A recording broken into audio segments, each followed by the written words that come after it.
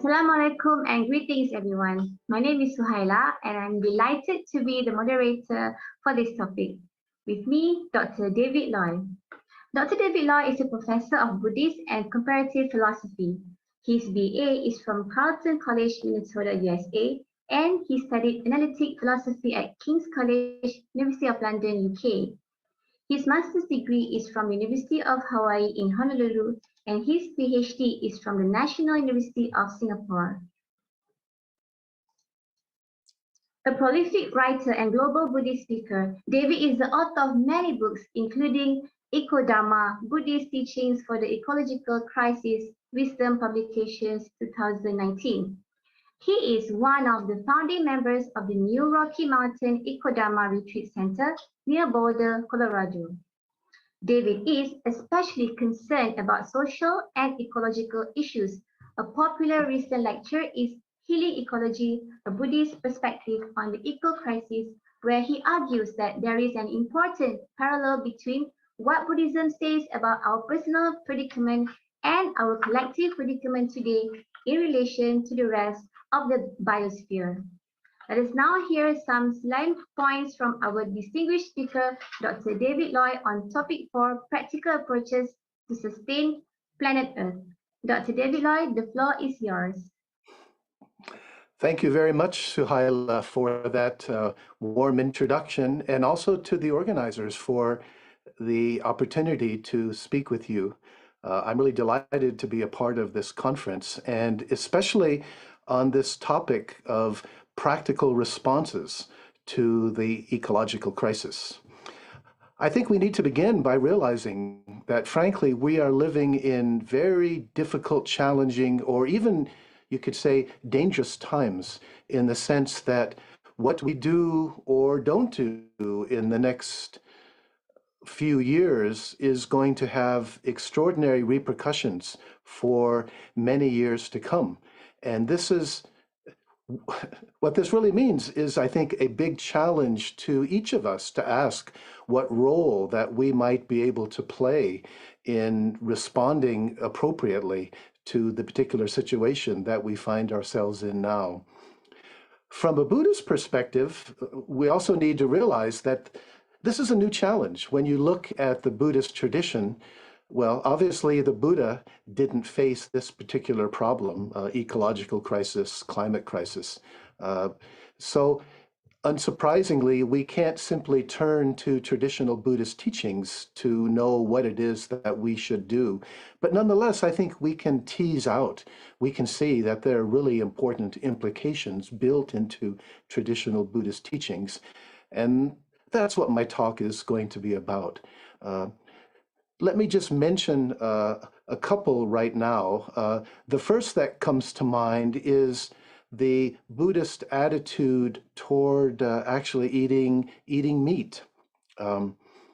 We need to realize that actually the Buddha did not require monastics to avoid eating meat. The Buddhists at that time, the monastics, they were beggars.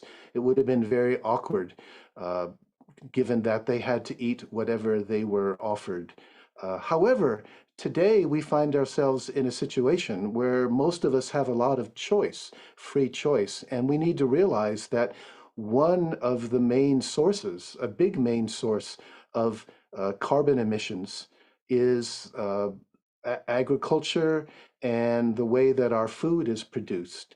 And the simple reality is that if we're concerned about reducing our own carbon footprint, one of the things we can do is reduce the amount of meat and meat products that we eat, including things like cheese and butter and so forth. I think it's important to realize that it's not all or nothing in this case. Even in my own case, I try to sort of reduce the amount of meat products, but nonetheless, I still eat chicken and such. So it's not that we have to be completely pure in this regard, but it's definitely an important consideration to think about how does our daily consumption of food, how does it affect the carbon emissions? By reducing the amount of meat that we eat, it's definitely going to have an impact. That's one issue. Another issue which the Buddha could not have foreseen, of course, is where is it that we get the kinds of energy that we use today? And of course, today we use so much more energy. We depend on so much more energy than people did in the time of the Buddha. But it's also very clear that fossil fuels, coal, oil, and natural gas are a very big problem, and therefore we need to think about how we move around, how we move from one place to another. If possible, well, one thing in particular that's really important, of course, is traveling by airplane, because that's extremely high in carbon emissions. And I think one of the challenging things for all of us is to sort of think very seriously before we take an airplane flight. As a Buddhist teacher, this is something that means a great deal to me because, like many other Buddhist teachers, we've been in the habit of flying around quite a bit in order to teach in different places. And even before the pandemic, this has been a big issue. Many of us have been thinking about how we might change our way of teaching. And as a result, of course, many of us find ourselves teaching a lot on Zoom, just like we are talking about right now in this particular case. But the issue of reducing our own carbon footprint doesn't just apply to airplanes. It also applies to cars, for example. The possibility of shifting to hybrid or even all electric cars. And for those who are able to put things like solar panels on rooftops and reducing our own energy, because often the electricity that we are using comes from plants that use fossil fuels like coal and gasoline. So I'm just mentioning these as a couple possibilities. Actually, there are some other very important ones. And in fact, I'm going to hold off for the time being. I'm not going to talk about the one that I really am going to emphasize the most during my talk. So I'm going to leave that to your imagination for the time being and hope that those who are listening to this will be able to tune in for the session that we will be having on practical responses to the ecological crisis. Thank you for your attention, and I hope to see you then.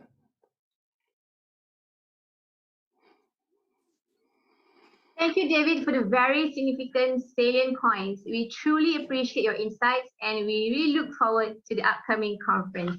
It is indeed an honor for us to have you. So to everyone out there, do not miss out.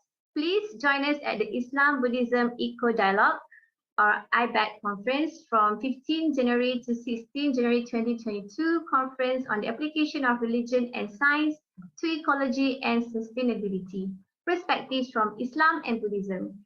So looking forward to seeing you. Do sign up as our participants for the upcoming conference. Very simple steps to sign up. So log into our website at www.ibedconf.com. With that, I, Suhaila Muhammad, thank you and see you.